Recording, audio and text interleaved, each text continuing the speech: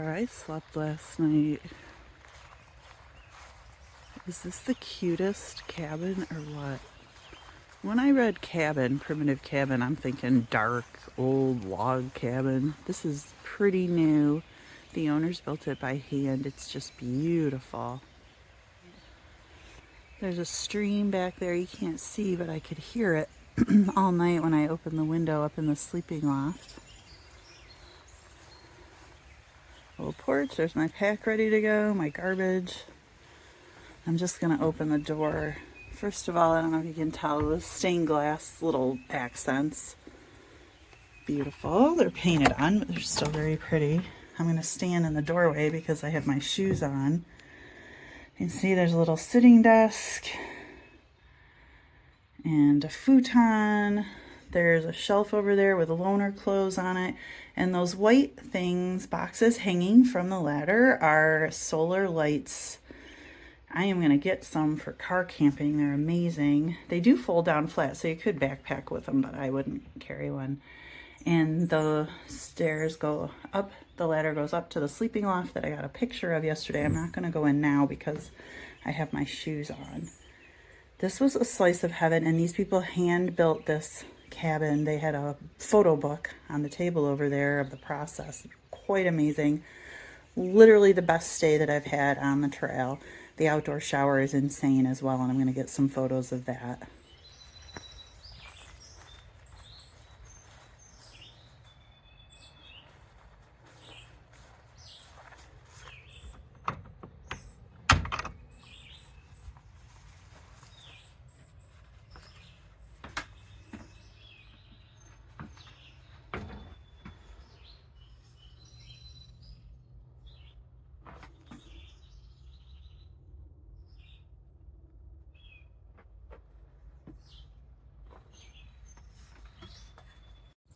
Good morning, hikers.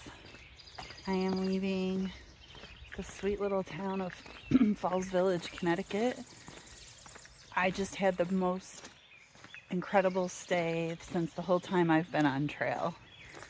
I do love the hostels and hostel environment if it's a good hostel, but I have to say it's nice to have your own space once in a while. Usually that's in a motel room, kind of generic. This little cabin that I rented last night for a mere pittance. I mean, you wouldn't believe if I told you how little this woman asks. She and I had a long chat. She's like, I'm not in it to make money. I just ask for a nominal amount. Just, keep people, honest so they have something in it. And she's hosted a ton of hikers, never had a bad problem. There's sheep roaming the pastures outside my window. I opened the screen window in that sleeping loft, and I think I had the best night's sleep I've had on trail. It wasn't long enough, but it was great. And then up at the house, they have a lovely covered front porch. They provide charging. I left my phone and other stuff up there all night, no problems, not exposed to the weather. And they have potable water out of a spigot on the side of the house.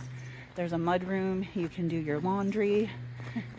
Now that that's over, I'm back to work, and I have a goal of getting to Great Barrington, Massachusetts by the end of day tomorrow, or midday. And to do that, in order to get to a shelter tonight, which I want to do because I think it's going to rain overnight, it's going to rain today, I have almost 20 miles, and I would have had about 17, 18, so it's quote-unquote only 2 miles longer than original, but that's going to be a tough one. There's a mountain, Bear Mountain, and some other climbs, and it's wet. It poured rain yesterday. You know what? It's early. It's not as early as I would have liked to have gotten on trail, but I'm well rested, and I have no rush to get into camp. I have something I can eat for a cold dinner, and I potentially am meeting a friend there. That's a little motivation to get there because I know I won't be the only one camping. All right, let's get to work. Misty morning. I have no idea. I've been on trail maybe 45 minutes. Lovely switchbacks going up this mountain. Thanks, Connecticut. Not super technical right now, but I'm still taking my sweet time. It's very wet. We've talked about before, leaves and wet dirt and rocks leaves over rocks are dangerous. The other thing that's dangerous are tree roots. They get super slippery as well, and if you step on one, you can whoop like a ball bearing sticks or roots. Add in the fact that I'm getting new shoes in about 5 days, so these are nearing the end of their life. Still good. I'm not having any problems with them, but probably the soles are not the greatest. Anyway, it's a little foggy and misty, humid this morning, and I love a sunny day as much as the next person, but the foggy forest is magical in its own way. I don't know if you can see behind me. Very pretty morning. I've seen a bunch of deer, some birds, and I'm clacking my poles as I come around corners because I don't want to surprise any bears, especially mama bears.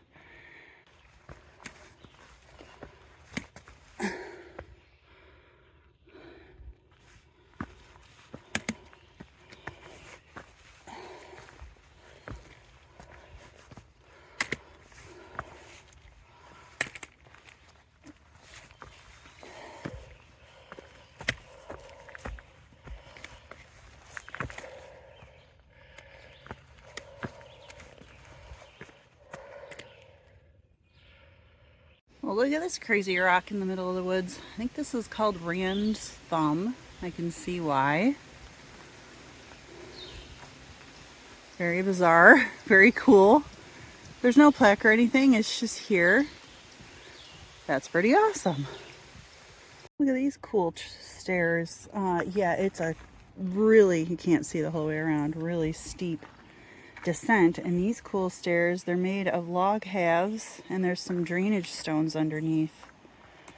Thanks, trail volunteers. Holy cow, big steps. These are really cool. I love the railings.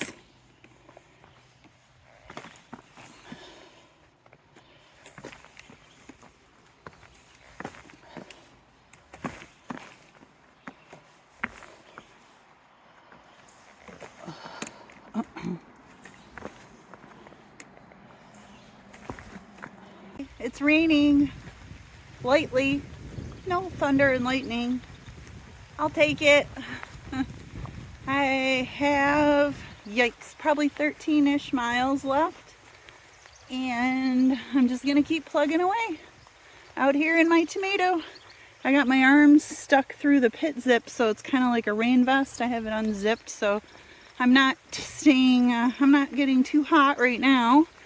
I have some big climbs coming up, and we'll see how I do, but so far so good. This is the first time I've seen this on trail. There's a privy with no associated shelter, but it is just up from a hiker parking area outside of Salisbury, Connecticut. I think that's an awesome idea. Good for hikers and backpackers. Honestly, that's a moldering privy. Way better than a porta potty in my opinion. They don't get as gross, easier to maintain, less expensive obviously, and it's just there once you build it once. Great idea, Connecticut. I'm loving the random privy, and let me tell you, if you were a hiker that needed a privy, it'd be like magic right there. Trail magic. I'm a ways back on the trail, but I think that's a piped spring, and it's going through a hollow stick. Maybe I'm seeing things, but again, that's kind of cool. Having flashbacks of Pennsylvania. Whew. Trying to reach the summit of Bear Mountain. It's wet rock. I just had rain this morning, and there's more coming in a couple of hours. I'm trying to get up and over this before the second batch hits. And then I think I have one more mountain, at least one, until camp, which is about 8 miles away. And I'm pushing through and trying to make it there so I can be under a shelter for the rain later. Thankfully, that's not supposed to come until around dinner time. I may get caught in the beginning part, but I just really want to be at a shelter, and I know there's another hiker there, one of my hiking friends that was a few miles ahead of me today. So if I can just get my ass up and over these mountains.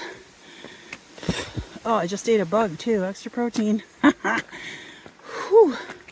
I'll be in okay shape. Even if I have to hike late, it's okay. Hey everybody, Ultra on trail, coming to you from bed. I'm in my tent. It was pouring torrential rain, so I've been in my tent since about 6 o'clock. I cut my hike a little short today. I am at the Sages Ravine campsite, which is beautiful. And I had a tumble, actually 2 tumbles today, about 6 miles from the end of my planned hike. So I cut it short. I am totally fine. I have a scraped up knee and elbow, and a bruised ego is the major problem, right? Mentally, I need to get back in the game. I'm going to head out tomorrow. I'll have 14 miles to Great Barrington. I'm going to and I have a reservation at the Quality Inn. And I actually am going to have dinner with a friend, a hiker that had to get off trail around the same time as me. And he's going to be in Great Barrington, but he's much faster than me. So tomorrow's probably the last time I'll see him until further up the trail sometime. I also have 2 trail angels today, David and Leia. They saw me after my fall. My knee was bleeding and I was really not disoriented. I was just disgruntled. Hiking along, had to cut my hike short, and I said, I'm going to Sages Ravine, and they said, we're camped there. And they came over after I had set up my tent to check on me, on my knee and my elbow, and invited me to have dinner with them. It was great. They're just out for the weekend, so they had extra food, and they gave me some Parmesan cheese and chocolate. And I did eat my own dinner, so my pack will be a little later tomorrow. All told, the biggest damage is to my ego. I was being very careful. It was just very wet and slippery, and I'm not really sure what happened. Hey there, Ultra again, still in bed, and I forgot to mention the best part of today. I am in Massachusetts, another state. I cannot believe it. That's the best part of the day. Connecticut, you went out with a bang, literally. Massachusetts, I am ready for you.